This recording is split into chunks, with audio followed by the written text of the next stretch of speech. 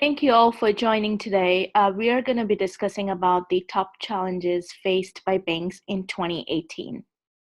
Thank you, Bright Talk, for organizing and giving an opportunity to speak about the challenges in banking industry as of 2018. My name is Brianna Patel, and I am the founder and CEO of Banoa Advisory. We are a management consulting firm helping our clients navigate complex risk and regulatory environments. We're headquartered in New York City. Our clients include large banks in the with net assets of 10 billion and upwards, and large clearing houses, as well as public sector agencies at state, local, and federal level. So I wanted to start with going about the history of the Industrial Revolution in banking. But before we do that, I just want to mention that during this webinar, if you have any questions, please feel free to type them in the Q&A section, and we'll be taking the Q&A at the end of the webinar. So let's talk about the banking evolution and the Industrial Revolution. Industrial Revolution, which is the main features in Industrial Revolutions are technological, social, economic, and cultural changes. Whenever an Industrial Revolution occurs, almost every aspect of the daily life is influenced in some way. And we see the changes in the way we live, conduct business, average incomes change, and so does the population and demographics. Why I mention this is every industrial revolution that we have seen so far has had an impact on the banking industry. Banks have been a catalyst, and they have played a role of the catalyst in the process of industrialization. So let's take a look at the first Industrial Revolution in 1720s. It began in Britain with mechanizing of the spinning, leading to growth of steam power and iron production. And when this first Industrial Revolution occurred in Britain, the first printed version of the check was introduced. Of course, there was a demand for more financial transactions, and the first check was introduced. Going to the second Industrial Revolution, according to Wikipedia, 1870 marked the second Industrial Revolution, springing from large-scale manufacture of machine tools and use of advanced machinery in steam-powered factories, all powered through electrical machinery and mass production. Of course, mass production requires, for the industries and the consumers to have access to a more matured banking system and a financial system. No wonder at the same time, the National Banking Act was established in the United States that led to a matured financial systems and development of national currency backed by the holdings of U.S. Treasuries. Moving on to 1970s, it marked the start of the third Industrial Revolution, also known as Digital Revolution. It was the shift from mechanical and analog electronic technology to digital electronics. At the same very time, bank being the natural candidate to undergo a transformation and the way they conducted businesses, the first ATM was established in this era. This revolution also led to online banking, more bank card transactions, replacing cash and check, and use of smart devices to access online banking and so on.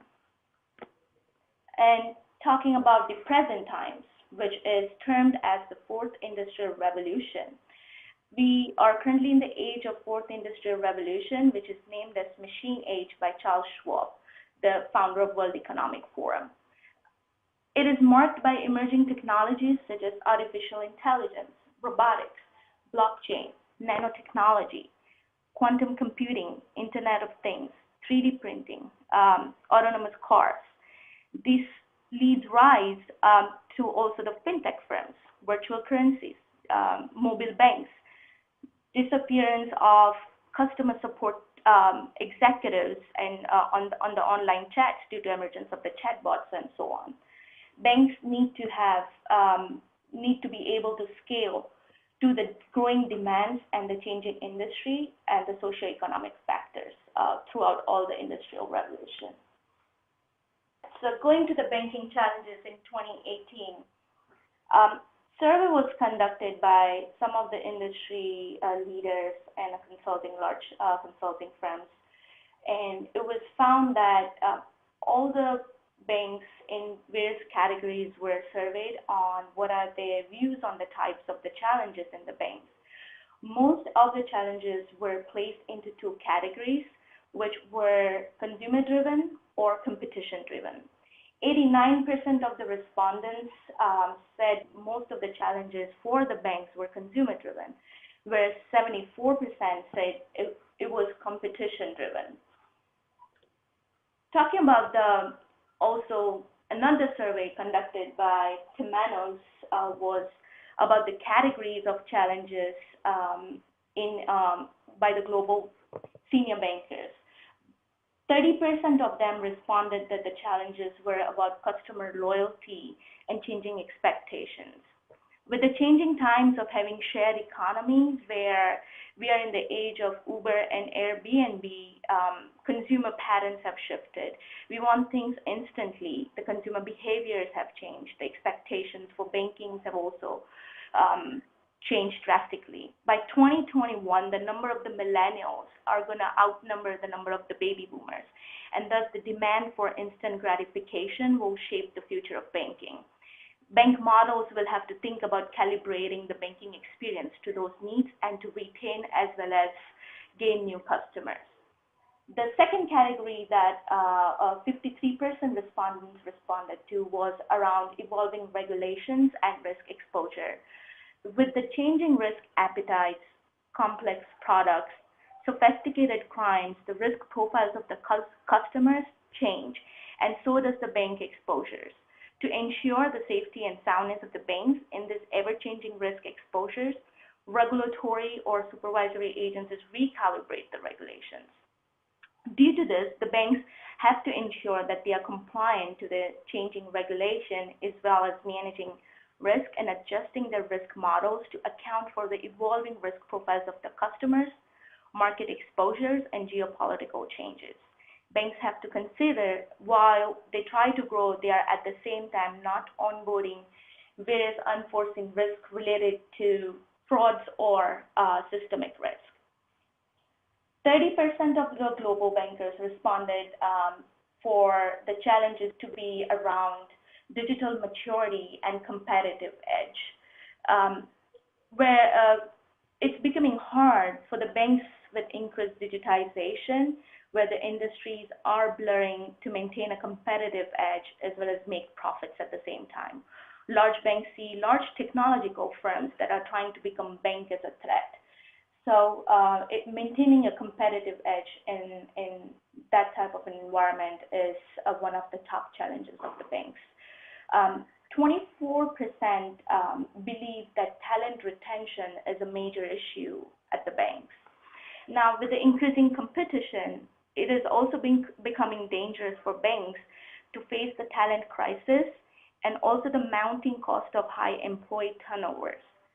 Due to the industry being hit by the fines, scandals, and litigation over the past many years, it has caused a public distress, generally making Wall Street to bleed talent to technology firms. Employees' expectations have changed. They are more attracted towards creative perks such as free Netflix memberships or equity in the firms versus job security and a big brand name on the resume.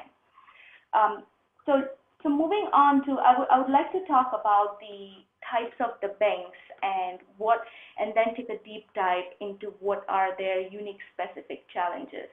So let's take a look at various types of banks. Major categories of the banks are across retail and commercial banks, investment banks, credit unions, and community banks. Just being aware of, for the audience that is also from the technology background, I would just like to give a brief definition of what each of these banks' functions are and what exactly they do. So retail banks are the banks that offer bank checking and saving accounts, loans, credit cards to retail customers. And in case of commercial banks, they offer similar services to large and medium small businesses. Investment banks, these are the banks that manage the trading of the stocks, bonds, or other securities between companies and investors, as well as advising individuals and corporations for financial guidance, merger and acquisitions, managing investment portfolios, avail funding for certain businesses, and so on and so forth. Credit unions. Credit unions are not for-profit banks that provide banking services to people affiliated with certain groups, such as veterans, or it could be low-income members of a certain community. So when a person deposits money in a credit union, he or she is actually buying the shares of the company. And the customer is a member owner with the right to vote on major decisions. Credit unions are exempt from corporate tax status due to them being not-for-profit. The earnings are paid back to the members in the form of higher saving rates or lower loan rates. And community banks, these are for-profit banks for the purpose of serving specific community. They are more regional and they serve within the geographic location that they are based off. Consumers here don't have any voting rights for any decision making. So moving on to the specific challenges of the retail and commercial banking. The first one I would like to talk about is lack of unified customer view. By this I mean to say the key challenge is having a single view of the customer across various channels and products within retail and commercial banking. Loss of trust. So a lot of large fines and scandals in the recent past has been difficult on the banks, for the retail banks to gain back the trust of the customers and assure them of no future breaches or misconducts. Legacy and silos. A lot of systems in banks are legacy systems, and they operate in their own silos. Because of this, there are a lot of manual workarounds around the legacy system. This causes a lot of duplicacy, and 30% of the costs are incurred due to manual processes. KYC and onboarding.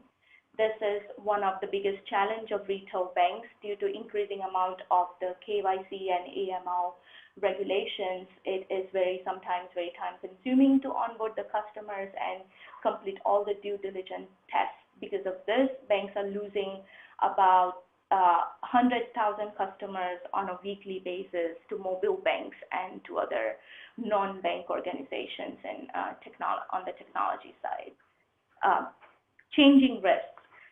So the customer risk, I talked about the risk profiles changing in the earlier slide too, but the banks have to constantly adjust their risk tolerances, risk appetites due to changing global socio-economic landscapes. With the size and the complexity of the products, it is sometimes a huge undertaking to be agile and nimble in this evolving risk landscapes.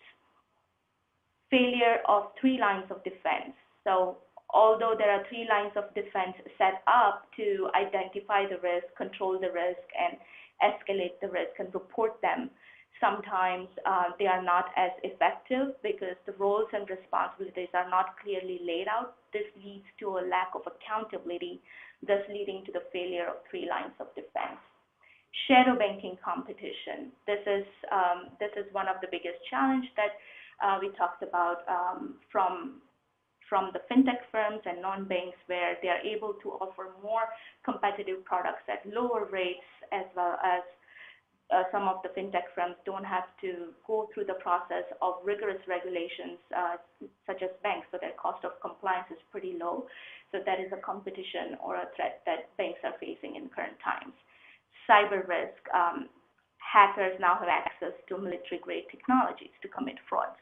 It thus becomes important for banks to safeguard their systems and technology from being vulnerable to attacks. Inconsistency of service across various channels. This is one of the most important and biggest challenge for retail banks as well as commercial banks. What happens is many times, have you imagined walking into a bank, you are met with a very pleasant, customer service, and then when you call their help desk, the experience is completely different, and so is the experience, different on the chat. So there needs to be a consistency of service across the various channels, because this is causing a lot of loss of customers. And I also would like to mention that another biggest challenge of the retail banks is also losses due to credit card fraud. So according to survey conducted by Federal Reserve of Minneapolis, more than 4 in 10 banks and credit unions said that their losses from credit card fraud increased by 41% when compared to the previous year. So these are the challenges according to our experience in serving our clients in retail and commercial banks. Moving on to investment banking. I talk about the challenges in investment banking across front office, mid office, and back office. Looking at the front office, Now the front office, mid office, back office are trying to have streamlined operations and straight through processes, and technology is being demanded more and more on the banking side. But on the front office, the biggest challenge is listening to the voice of the customer. What happens many times is, beyond broker reviews, there is hardly any structured feedback from the clients. Due to this, many times there is a loss of opportunity where you're able to collect qualitative information from the customer. As a result, deepening the client relationship is at stake. The second most important or the biggest challenge in the front office in investment banking is improper client hearing. Client hearing is based on historical sales credit. Clients are inconsistently tiered into various tiers based on historical sales versus current profitability or potential profitability and client appetite. So there needs to be some criteria set up where you are foreseeing what is the current profitability of the client and what is their appetite for future investments. Another biggest challenge is ambiguity and no visibility into priorities. This is due to lack of communication. Many times in front office, there are informal communications between the sales and the salespeople and the managers, and there's a lack of structured feedback. Due to this, the roles and responsibilities are not clearly communicated. There's often lack of communication with the core team on the objectives and priorities of the department, thus leading to a lot of chaos and confusion.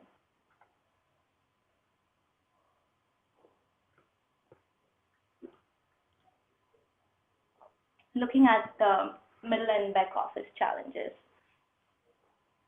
So this is the top area where investment banking has a lot of challenges. Let's take a look at each of those. Operational risk. In an effort to reduce the operational risk and costs, banks sometimes lose focus on their core businesses. Lack of internal controls. Ineffective risk and controls. Sometimes internal controls are not adequately defined, or appropriate monitoring of adherence to those controls doesn't exist. This leads to a lot of non-compliance issues. Policies and procedures are not poorly defined, and this leads to departments and cross-functional stakeholders not being aware of what should a response be in the case of event or cease to act or market failures. Inadequate stress testing models. I want to talk about the stress testing models. Stress testing models is to test the resiliency of the banks based off the historical data. Now, what happens many times is model only looks at the certain levels of losses and rely on a lot of assumptions of what happened before that can be applied today. This sometimes makes them ineffective and obsolete to the current situations. So this is one of the biggest challenges. Next is new technology integration. There are a lot of new trading technologies that need to be integrated into the existing platform With the new T+1 and T+2 requirements, it becomes important to have advanced technologies in place that are going to facilitate this. This is a task that requires a significant investment decision, and banks are struggling and having a hard time to make the decision of make to buy and how to, onboard these new technologies. Data governance. There are a lot of challenges in establishing because the systems in the banks are fragmented and a lot of them are on legacy systems. There are a lot of challenges in establishing data lineage, data governance due to the existing practice of also using standalone systems that don't talk to each other, and Excel spreadsheets, usage of Excel spreadsheets for a long time. I also want to mention about the CCAR processes here. The CCAR processes require a lot of changes in terms of chasing various stakeholders from a number of departments. A lot of banks are still using manual templates inventory, impacting FRY9C and FRY14Q reports to be rationalized. So this could be a very big opportunity to digitize the CCAR process and make it more seamless. It's one of the biggest challenges, and most of the bank balance sheets are allocated for the CCAR processes to be streamlined. Next, we take a look at the credit union challenges. Historically, credit unions do not have a full-fledged IT department or a well-staffed IT department in place. The technology spend, it becomes a challenge for the credit unions to have considerable amount of technology spend. So with the increasing innovations in technology, credit unions struggle to have considerable technology spend to upgrade their IT systems. Additionally, they have a biggest challenge of lower interest rates. With the interest rates being at historically low levels, it is difficult for them to enjoy revenue associated with the normal spread between the deposit and lending rates. This, in turn, has forced many institutions to turn to alternative revenue sources. Credit unions are expanding into new territories to replace that falling spread income. They have to consistently do their due diligence on what are the other lines of businesses and territories they could expand into to cope up with the falling spread income. Inability to attract the millennials. In a recent study that was conducted by Viacom, millennials were believed to be very clear that financial innovation will be coming from outside the financial industry. So almost 3/4 of these millennials were more excited about new financial offerings from Google, Amazon, Apple, PayPal, or Square rather than from their current financial institution or bank that they banked with. And it's becoming difficult while the credit unions are also now stepping up their game to offer mobile banking, micro-business lending, investment alternatives, and insurance products. It is difficult for them to insulate against the radical changes being developed by technology and fintech firms, so that are vital to attracting the millennials to bank with credit unions. And lastly, the third-party risk. Since we talked about in one of the previous points about the technology spends that credit unions struggle to, they do not have a full-fledged IT department. Because of this, they outsource a lot of IT needs to third parties and vendors. 80% of the IT is outsourced to the vendors, and hence there is a huge amount of challenge for the security risk as well as a third-party vendor risk. Lastly, we talk about the challenges that we saw in the community banks. So the community banks, there are 4 major challenges in the community banks. one. The first one is increased capital adequacy. After the 2008 crisis, community banks were required to have high capital reserves for banking operations. With limited amount of budgets and resources, it has been a constant challenge for these community banks to have resources that are going to help them analyze the capital reserves. Second is the liquidity crunch. Community banks were constantly facing the liquidity crunch. They sometimes pursue high-priced deposits to fuel the loan growth, which in turn poses a threat to the liquidity. Before the crisis, banks didn't focus much on the availability of the cash or counterparty risk exposures. Now, these ones are of paramount importance to ensure the continuity of the business operations in the event of cease to act or market failures. The third challenge is peer-to-peer lending. The community banks are competing with the new market entrants for more peer-to-peer lending, who may offer more favorable terms and conditions for the borrowers, and hence struggle to maintain a competitive edge. And lastly, we talk about the fintech threat, which most of us are aware of. Fintech is changing the way finance is being offered. It's enabling the expansion of the financial services to low-income families or people who were not able to afford or access financial services, and it's been operating completely differently.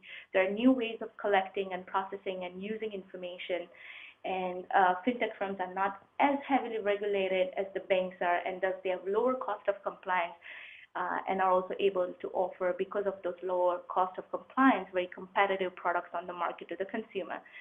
This poses a threat to the community banks. So that summarizes the banking challenges across all the four types of the banks that we have seen while helping our clients across the banking industry. I want to thank you for your time to join this webinar, and if you have any questions, I'm more than happy to take any Q&A.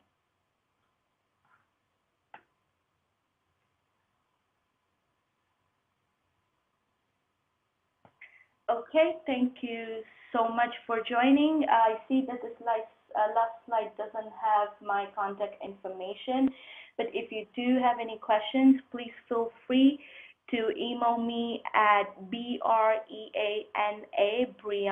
at BONOVA, V as in Victor.net, Brianna@bonova.net, or alternatively, you could also catch me on Twitter at Brianna Patel, BREANA PATEL NYC. Thank you so much for your time.